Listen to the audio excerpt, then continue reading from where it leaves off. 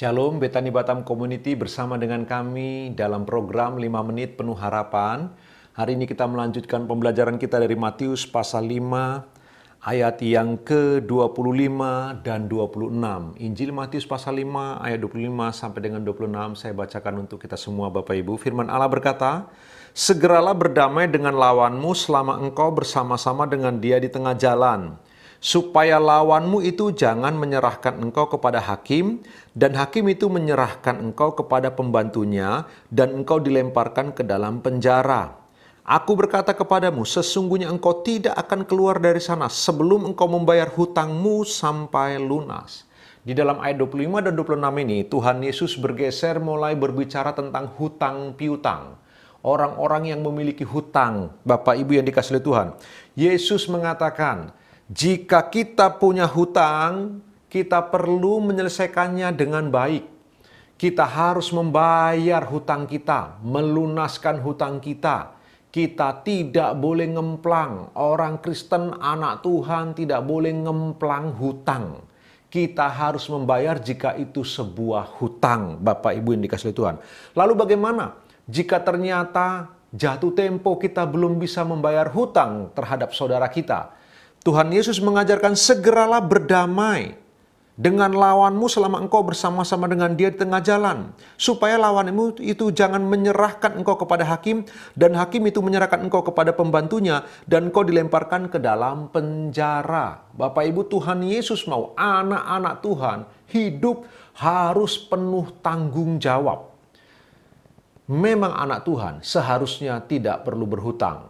Kenapa? Karena kalau kita berhutang, itu kita membuat diri kita di bawah seseorang. Sehingga kemudian hidup kita atau diri kita di bawah kontrol orang yang menghutangi hutang itu kepada kita. Jadi sama dengan Bapak Ibu, bagi saya, waktu kita berhutang kepada sesama, kita sedang menaruh diri kita di bawah orang tersebut. Nah, itu tidak mudah. Tidak masalah kalau kita dengan rendah hati merendahkan diri di hadapan orang lain. Tapi kalau karena kita hutang piutang, Bapak Ibu yang dikasihi Tuhan, itu bisa menjadi tidak sehat. Namun demikian, kalau memang kita terpaksa harus berhutang, Tuhan Yesus mengajarkan kita wajib bertanggung jawab menyelesaikan hutang itu. Baik hutang itu kepada sesama anak Tuhan atau mungkin kepada lawan kita. Orang yang bukan anak Tuhan, apalagi dengan orang yang bukan anak Tuhan. Dengan anak Tuhan saja kita harus membayar hutang kita. Kita harus memenuhi kewajiban kita. Apalagi dengan orang yang di luar anak Tuhan. Kita harus dengan lebih keras lagi berusaha maksimal membayar hutang-hutang kita. Supaya apa? Supaya jangan sampai kita dibawa kepada pengadilan manusia. Bapak Ibu tahu bersama-sama, tidak ada pengadilan manusia yang adil. Karena pengadilan manusia mengadili menurut fenomena yang kelihatan.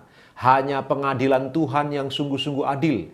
Karena kalau Tuhan mengadili, Dia melihat sampai kedalaman hati kita yang paling dalam. Sampai motif-motif kita yang paling dalam kenapa kita berhutang.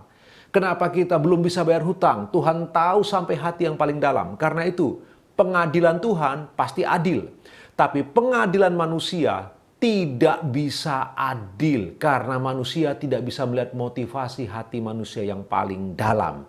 Karena itulah Yesus mengajarkan supaya jangan sampai karena hutang piutang kita dibawa kepada pengadilan manusia. Karena kalau sampai kepada pengadilan manusia, kita akan mengalami hukuman sampai kemudian dibawa ke dalam penjara. Tuhan Yesus tadi mengatakan begitu. Tapi poin yang kita perlu renungkan sepanjang hari ini, Betani Batam Community, anak-anak Tuhan haruslah menjadi anak-anak Tuhan yang bertanggung jawab penuh.